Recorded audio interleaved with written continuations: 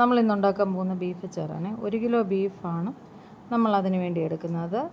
നമ്മൾ ആദ്യം കുക്കറിലിട്ട് നമുക്കത് വേവിച്ചെടുക്കണം. ഇത് മൊത്തം നമ്മളിട്ട് വേവിച്ചെടുക്കണം. അതിനകത്ത് ആവശ്യത്തിനുള്ള ഉപ്പ് ചേർക്കണം, മഞ്ഞൾ പൊടി, ഗരം മസാല ഇത് ചേർത്തിട്ട് നന്നായി നമുക്ക് ഇളക്കി യോജിപ്പിച്ചിട്ട് കുക്കർ അടച്ചതിന് ശേഷം നമുക്ക് 2 വിസിൽ അടുപ്പിക്കും. പാൻ വെച്ച് ചൂടായതിന് ശേഷം നമ്മൾ എള്ളെണ്ണയാണ് യൂസ് ചെയ്യുന്നത്. നമ്മളത് ഒഴിച്ചിട്ട് നേരത്തെ വേവിച്ച് വെച്ചിരുന്ന ബീഫ് അതിലേക്കിട്ട് ഫ്രൈ ആക്കി എടുക്കുക. ഡീപ് ഫ്രൈ ആക്കരുത്. നമുക്ക് കുറേശ്ശെ ബീഫിട്ട് എണ്ണ നല്ലതായിട്ട് ചൂടായതിന് ശേഷം നമുക്ക് ഈ ബീഫ് ഇതിനകത്തിടാം. 1 കിലോ ബീഫ് വെന്ത് വരുമ്പോൾ നമുക്ക് 800 ഗ്രാമോ 750-800 ഗ്രാമേ കാണത്തുള്ളൂ.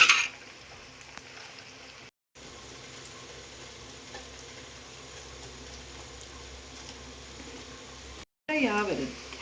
ഡീപ് ഫ്രൈ ആയിക്കഴിഞ്ഞാൽ നമുക്കിത് അച്ചാറിട്ട് വരുമ്പോൾ കടിക്കാൻ ഭയങ്കര ബുദ്ധിമുട്ടാണ്. ഇത് നമുക്ക് ഒത്തിരി ഡീപ് ഫ്രൈ ആവില്ല. ഡീപ് ഫ്രൈ ആയിക്കഴിഞ്ഞാൽ നമുക്കിത് അച്ചാറിട്ട് കഴിയുമ്പോൾ കടിക്കാൻ ഭയങ്കര ബുദ്ധിമുട്ടാണ്.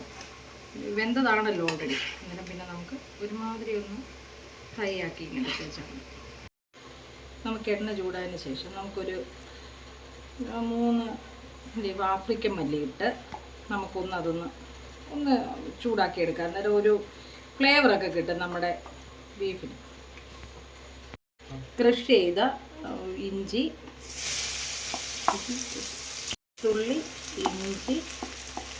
പച്ചമുളക്, ഇത് 3 നമുക്ക് എന്ത് ചെയ്യാം, ഒന്ന് ഫ്രൈ ആക്കി എടുക്കണം. നല്ലതായിട്ട് ഫ്രൈ ആവണം, അല്ലെങ്കിൽ നമുക്ക് കുറച്ച് ദിവസം ഇരുന്ന് കഴിയുമ്പോൾ ഇതെല്ലാം അല്ലെങ്കിൽ പൂക്കാൻ ചാൻസ് ഉണ്ട്. അതുകൊണ്ട് നമുക്ക് ഇതൊന്ന് ഒരുമാതിരി ഫ്രൈ ചെയ്ത് നമുക്കെടുക്കണം. അതിൽ കുറച്ച് ഉപ്പും കൂടെ ചേർത്താൽ ഗ്രേവിക്കൊക്കെ ഉപ്പ് പിടിക്കും.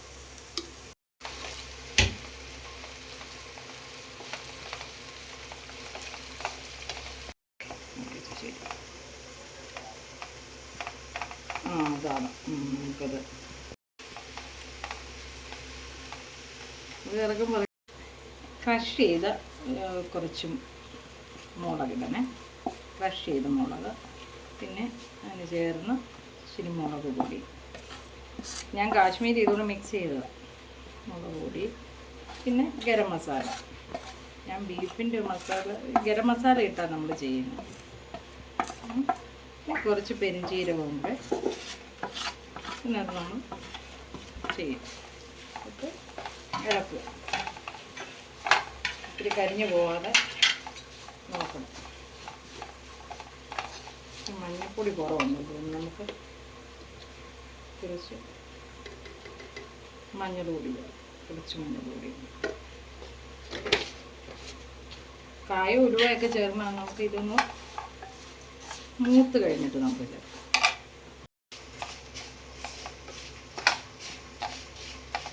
കുറച്ച് വിനാഗിരി ഒഴിച്ചു കൊടുക്കാം.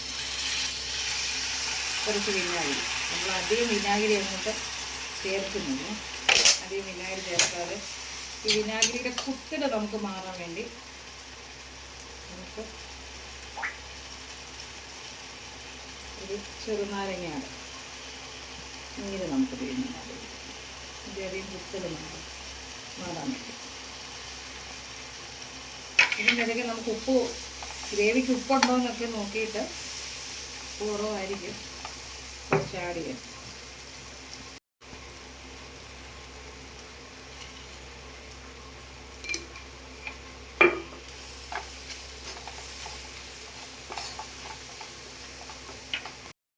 കായം ചേർത്ത് കൊടുക്കണം. 1 കിലോ അല്ല ബീഫല്ല നമ്മൾ എടുത്തേക്കുന്നേ, അതനുസരിച്ചുള്ള കായം ചേർക്കണം. പിന്നെ കുറച്ച് ഉലുവാപ്പൊടി ഇതെല്ലാം കൂടെ ചേർത്ത് നമുക്ക് മിക്സ് ചെയ്തെടുക്കാം. നമ്മളങ്ങനെ കുതിർത്ത് ഒത്തിരി എണ്ണ നമ്മൾ ഉപയോഗിക്കും. തണുത്തതിന് ശേഷം നമ്മൾ ഇവിടെ ഫ്രൈ ചെയ്ത് വെച്ചിരിക്കുന്ന ബീഫ് ഇതിലേക്ക് ഇട്ട് കൊടുത്ത് നമുക്കൊന്ന് ഇളക്കാം.